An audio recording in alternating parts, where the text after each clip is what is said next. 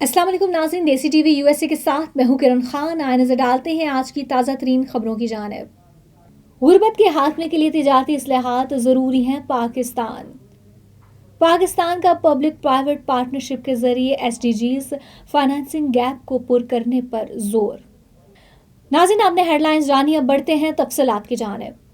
پاکستان نے پائیدار ترقی کے اہداف SDGs کے حصول اور دنیا بھر میں غربت کے خاتمے کے لیے بین الاقوامی تجارتی اصلاحات اور برآمدات پر مبنی ترقی کی ضرورت پر زور دیا ہے۔ اقوام متحدہ میں بین الاقوامی پارلیمانی یونین IPU 2025 سماعت کے دوران SDGs کے لیے بین الاقوامی تجارت برآمدات پر مبنی ترقی کے ذریعے غربت کے خاتمے کا چیلنج کے موضوع پر خطاب کرتے ہوئے پاکستانی پارلیمنٹرین محمد ریاض فتیانہ نے اقتصادی خوشحالی اور پائیدار ترقی کے فروغ میں تجارت کے کلیدی کردار پر روشنی ڈالی۔ اپنی تقریر میں مسٹر فتیانہ نے کہا کہ بطور عوامی نمائندے ہماری ذمہ داری ہے کہ ہم اپنے عوام کی زندگیوں کو بہتر بنائیں، ہر طرح کی غربت کا خاتمہ کریں، بھوک مٹائیں، معیاری تعلیم اور صحت کی سہولیات کی فراہمی یقینی بنائیں، ماحولیاتی تبدیلیوں سے نپٹیں اور مضبوط ادارے قائم کریں۔ تاہم یہ اہداف صرف بین الاقوامی تجارت اور برآمدات پر مبنی ترقی کے ذریعے ہی حاصل کیے جا سکتے ہیں۔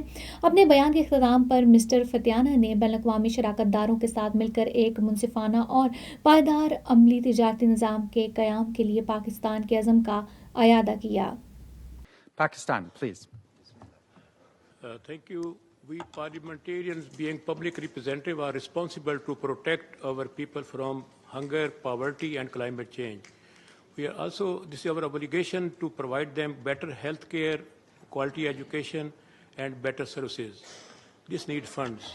However, these goals can be achieved through international trade and export-led growth. Parliaments can play a critical role in addressing systematic inequities and bias in the current trade system by pursuing the following measures. First, advocating for reforming the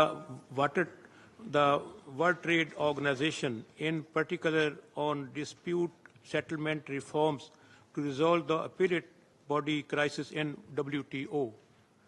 Second, revising investment agreements to limit the power of investor-state dispute settlement mechanisms and introducing transparency clauses.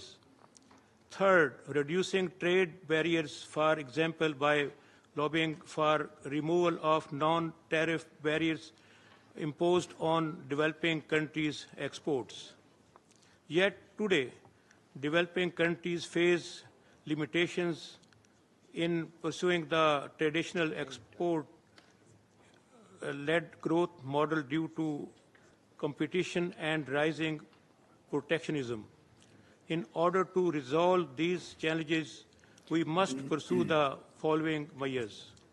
Support for export diversification by shifting towards value-added exports rather than to export only raw material. Upgrading infrastructure by incorporating climate resilience and building ports and improvement of rail and road infrastructure. Thank you, sir. And lastly, promoting regional integration, reducing foreign exchange rate pressure by encouraging the barter system and trade in local currencies. Thank you. Thank you very much. Pakistan کا کہنا ہے کہ اگرچہ نجی شعبے کی سرمایہ کاری پائیدار ترقی کے اہداف SDGs کے لیے درکار مالی وسائل کے فرق کو کم کرنے میں کلیدی کردار ادا کر سکتی ہے، تاہم ترقی پذیر ممالک اس وقت تک مطلوبہ نجی سرمایہ کاری حاصل نہیں کر سکیں گے جب تک کہ وہ منافع بخش اور قابل عمل منصوبوں کی تیاری میں مہارت حاصل نہ کر لیں۔ یہ بات سینیٹر فاروق ایچ نائک نے اقوام متحدہ کے صدر دفتر میں منعقدہ 2025 IPU سماعت کے دوران SDGs کے لیے نجی طویل مدتی سرمایہ کاری اور بین الاقوامی مالیات کا کردار کے موضوع پر پاکستان کا قومی بیان دیتے ہوئے کہی۔ انہوں نے حکومتوں پر زور دیا کہ وہ بلینڈڈ فائنانس میکانزم کا استعمال کریں جو عوامی فنڈز کو نجی سرمایہ کے ساتھ جوڑ کر ان ترقیاتی منصوبوں کی معاونت کرے جو سماجی یا ماحولیاتی لحاظ سے اہم ہیں مگر نجی سرمایہ کاروں کے لیے زیادہ خطرناک تصور کیے جاتے ہیں۔ Pakistan, the floor is yours. Thank you.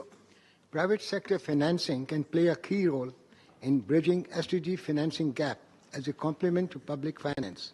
Yet, incentivizing public sector to invest in developing countries while mitigating its potential negative consequences is a delicate balancing act.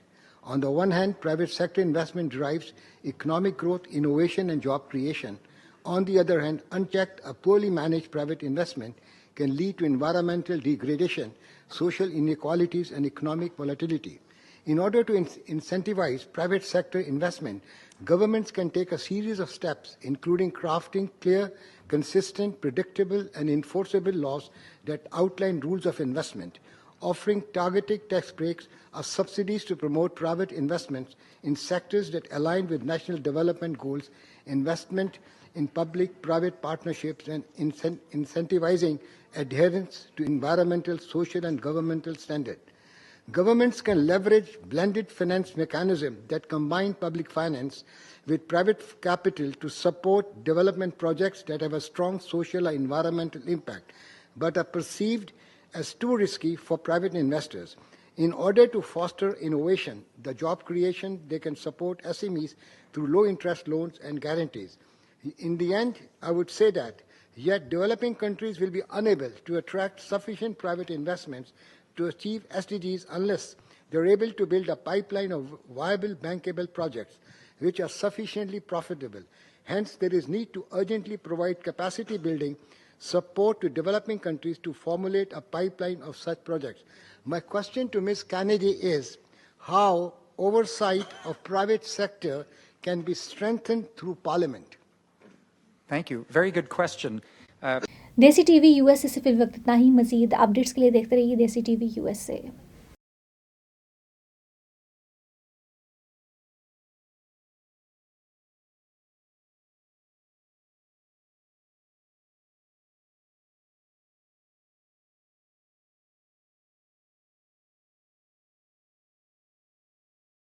You came to this country for a brighter future for you and your loved ones. You've made it this far.